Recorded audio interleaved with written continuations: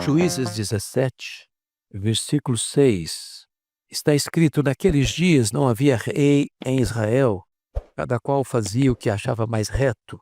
Prossiga comigo a mesma verdade, 18, verso 1. Naqueles dias não havia rei em Israel. Capítulo 19, a mesma expressão, naqueles dias em que não havia rei em Israel. E esse registro termina lá no capítulo 21, verso 25, fechando o livro. Naqueles dias não havia rei em Israel, cada um fazia o que achava mais reto.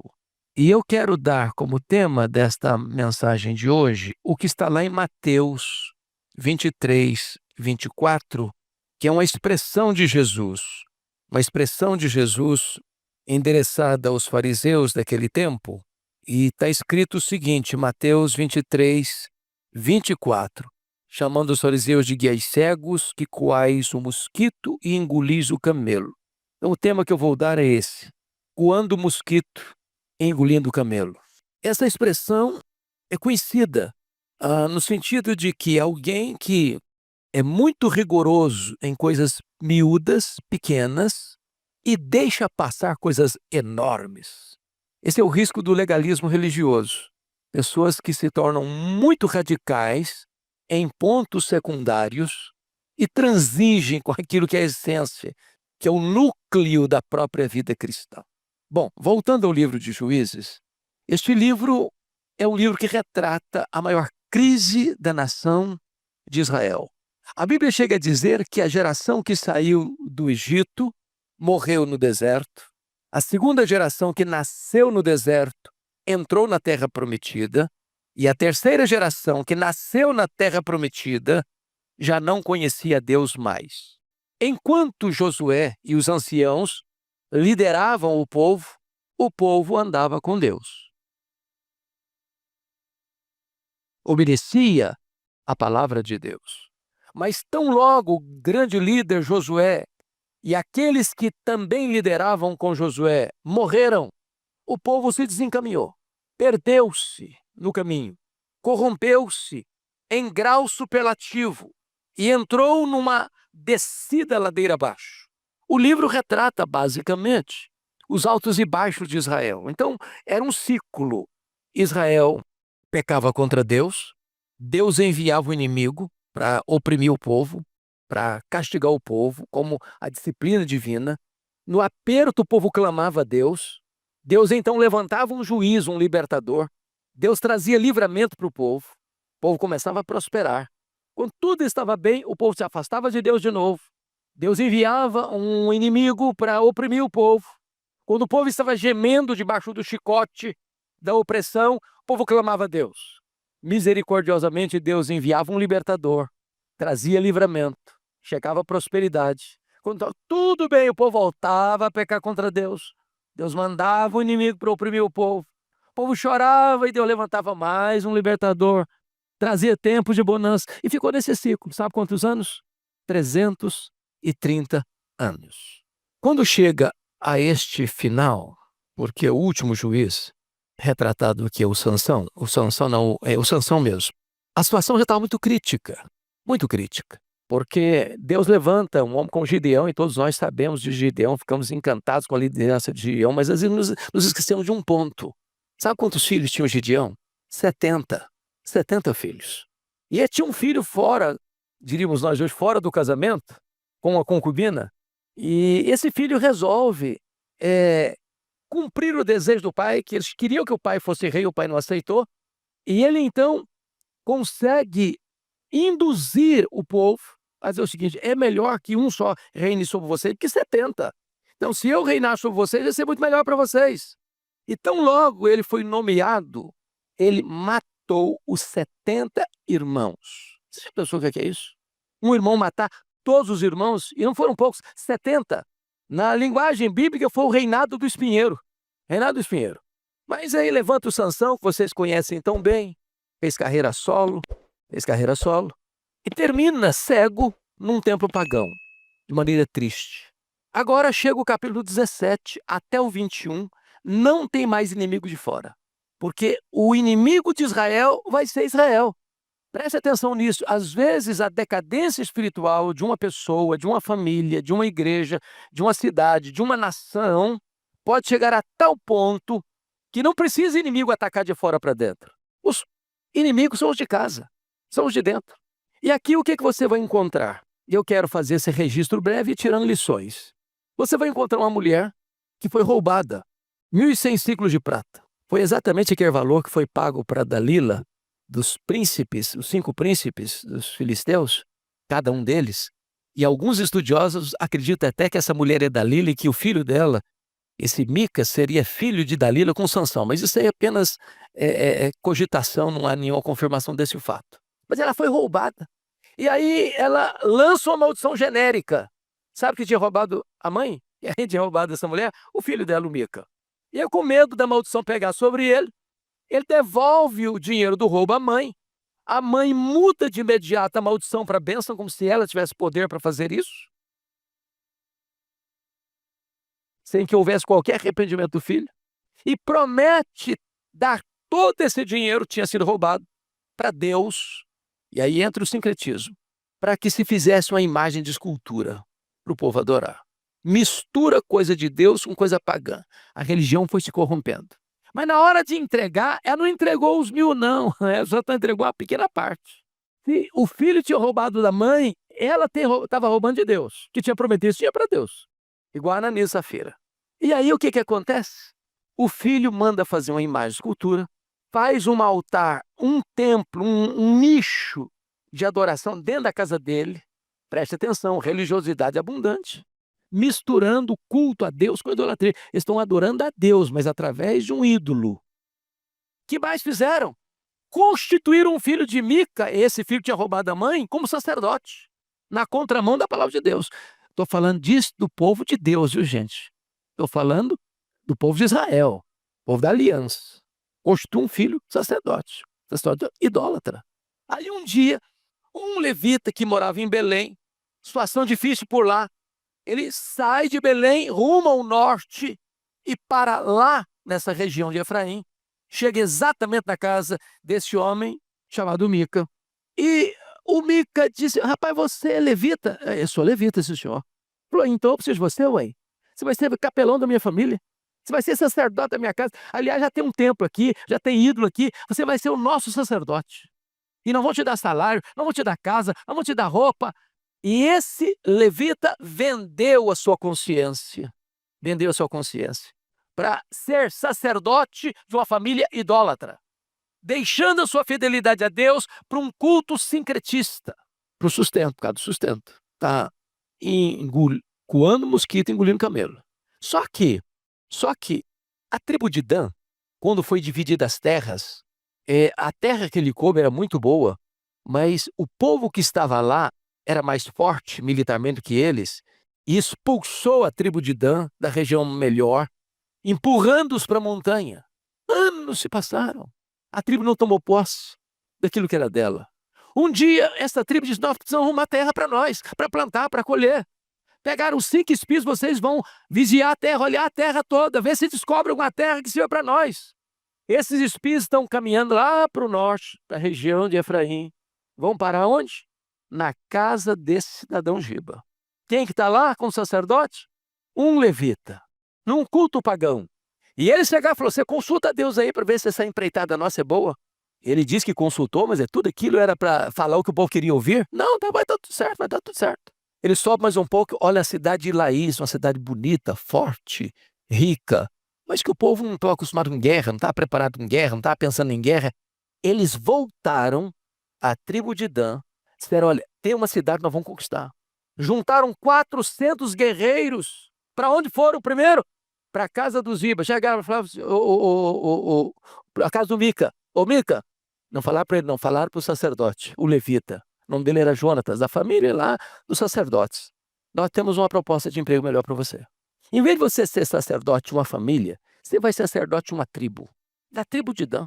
Nós vamos te dar salário melhor.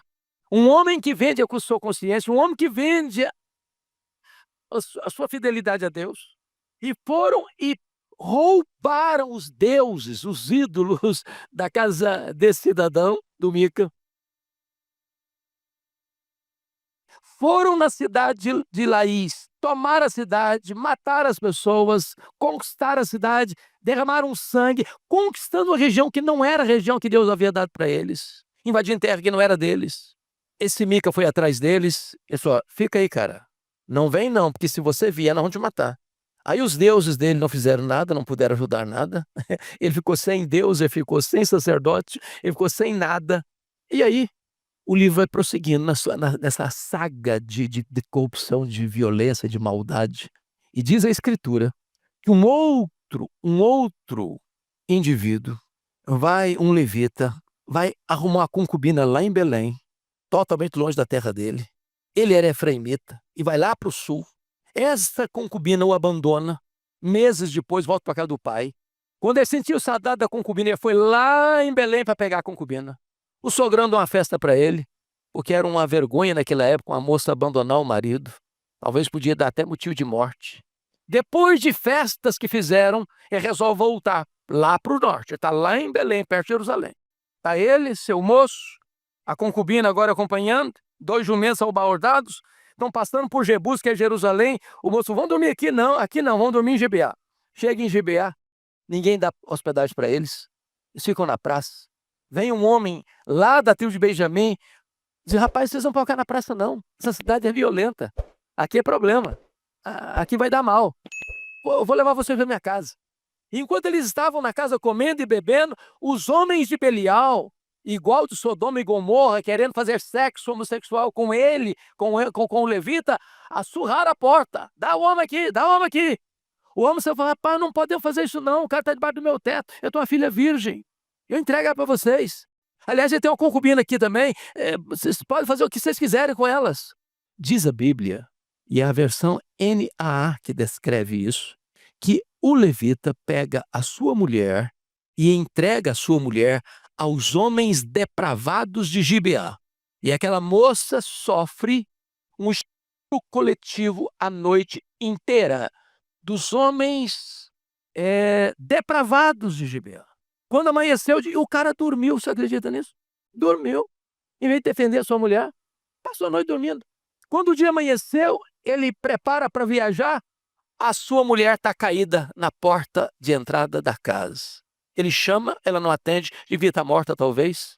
Com total insensibilidade, ele bota a mulher no animal, no jumento, caminha mais de 100 quilômetros para casa, como se estivesse levando uma mercadoria sem valor.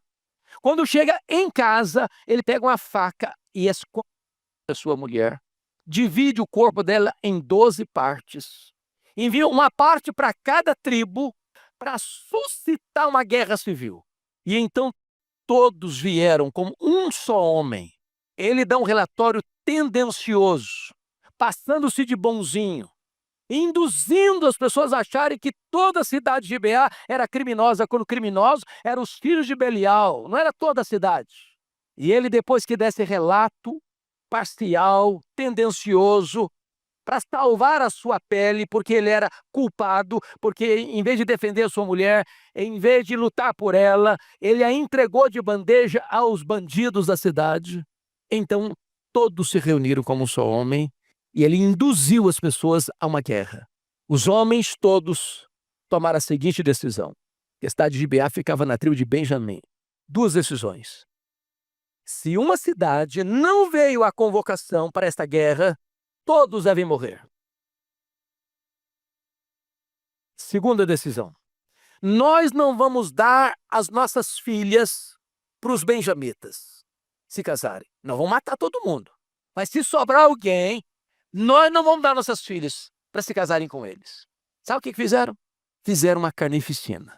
Foram na cidade de Gibeá, pediram os homens maus, eles recusaram a dar, porque talvez a ligação tribal era maior do que a união nacional. Defenderam os seus concidadãos, embora fossem criminosos. Em 3 empreitadas de guerra, as 2 primeiras, a nação toda perdeu para os benjamitas, que estavam situados muito estrategicamente, tinham pessoas que conseguiam acertar com a fundo um fio de cabelo. Mas na terceira vez eles mudaram a estratégia, incendiaram a cidade de Gibeá, mataram homens, mataram mulheres, mataram crianças, fizeram uma chacina, uma sangrenta. Preste atenção numa coisa. O que está por trás aqui é a desonra de uma mulher. E eles, para lavar a honra dessa mulher, não tem nenhum problema de matar muitas outras mulheres, de matar crianças, de fazer uma chacina numa cidade. E agora, depois dessa chacina toda, apenas 600 homens escaparam dos benjamitas, se refugiaram em um lugar alto. E quando eles percebem a loucura que tinham feito, diz a Bíblia, que eles entraram em pânico. Meu Deus, nós dizimamos, eliminamos, exterminamos uma tribo inteira, porque já prometemos que tem 600 homens, nós não podemos dar nossas filhas para eles. Está acabada a tribo, começaram a chorar. Mas aí vem uma outra coisa. Eles começam a pensar, será que alguma cidade deixou de vir?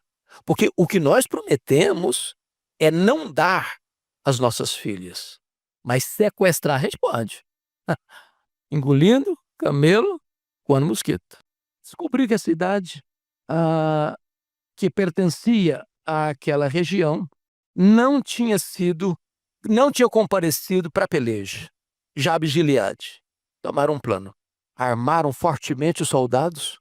Vocês vão lá, vocês vão matar todo mundo. Homem, toda mulher que já teve relação com um homem, que não for virgem, mata também. Criança mata também, mata todo mundo. Agora, virgens, moças virgens não matem, porque nós temos que arrumar mulheres para os soldados, benjamitas, 600 homens. Fizeram uma chacina na cidade. Eles tinham feito um voto louco, um voto insensato, de não dar suas filhas. Mas para cumprir o voto, eles estão prontos a matar homens, mulheres e crianças e a sequestrar outras mulheres. Olha o zelo religioso sem entendimento. Olha o legalismo religioso sem temor de Deus. Ou a religião sem compreensão da verdade de Deus, para onde leva o ser humano. Conseguiram sequestrar 400 mulheres, matando todas as demais. Chegaram lá com 400 moças virgens, mas tinha 600 homens. Faltava, tinha um déficit de 200 mulheres. Aí começaram a pensar. Ah, tem outra saída. Tem uma festa aqui em Belém que acontece, de ano em ano, época da colheita. E as moças virgens vão para a rua dançar, se alegrar. Então, sabe o que fizeram? Falaram para esses 200 que tinham ficado sem mulher, vocês vão ficar de espreita, de tocaia. A hora que as moças aparecerem, vocês vão lá e sequestram. E aí foram lá e sequestraram. E sabe por que o livro termina?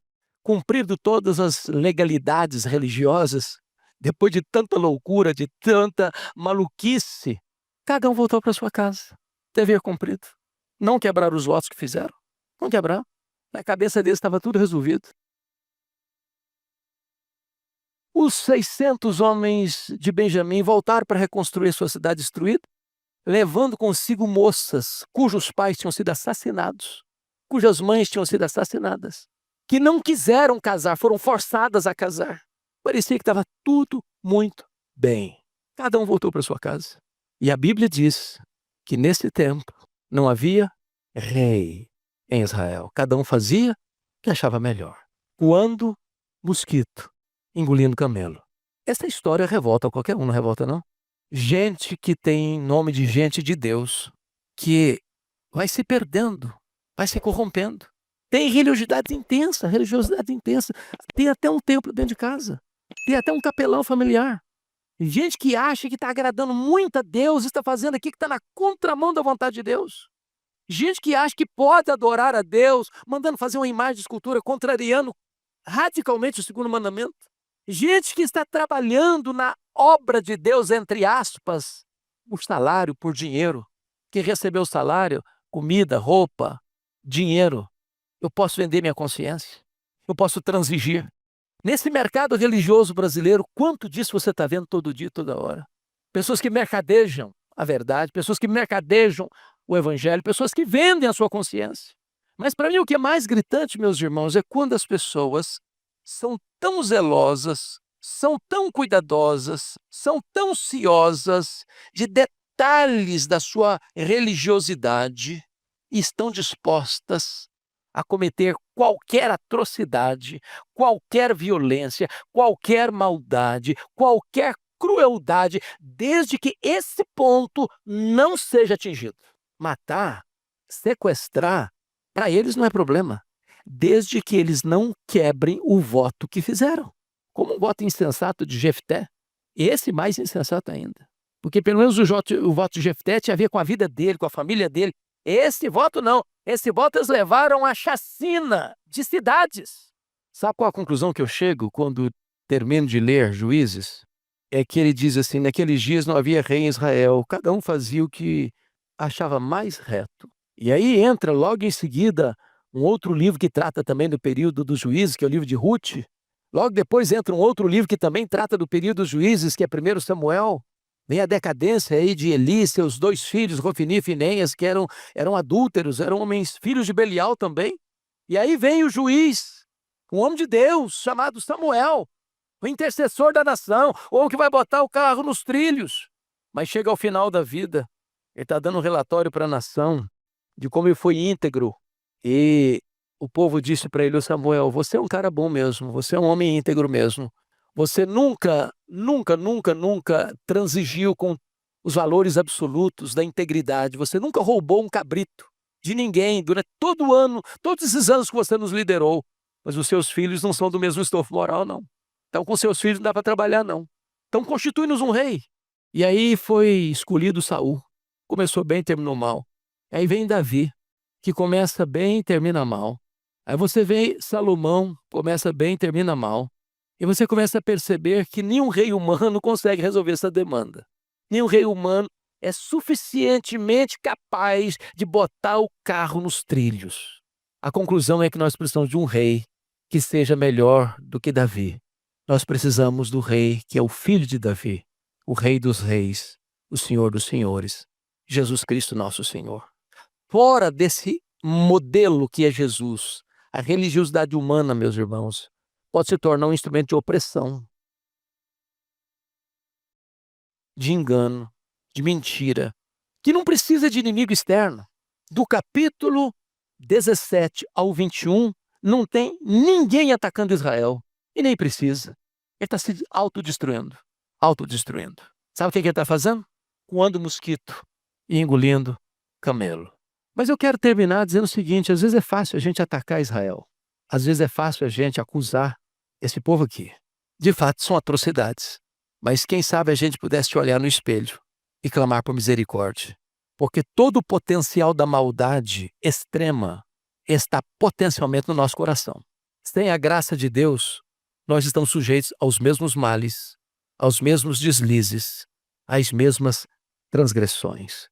Somos o que somos pela graça de Deus. E tão somente pela graça de Deus. Que Deus nos livre de uma religião farisaica. Que Deus nos livre de um legalismo pesado.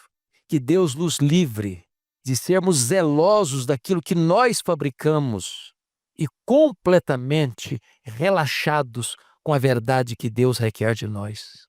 Que Deus nos livre de uma falsa espiritualidade. Que Deus nos dê um coração humilde e quebrantado, que olha para Jesus, diz, é a Ele que eu quero me submeter. Ele é a autoridade sobre a minha vida. Ele é o meu modelo. E é olhando para Ele que eu quero caminhar a minha vida cristã. Que Deus nos abençoe. Amém. A mensagem do pastor Hernandes é um chamado urgente para que a igreja volte ao princípio de que somente a Bíblia basta. Ele alerta que a prática de inventar regras humanas é um veneno que desvia o foco principal, a graça de Deus em Jesus.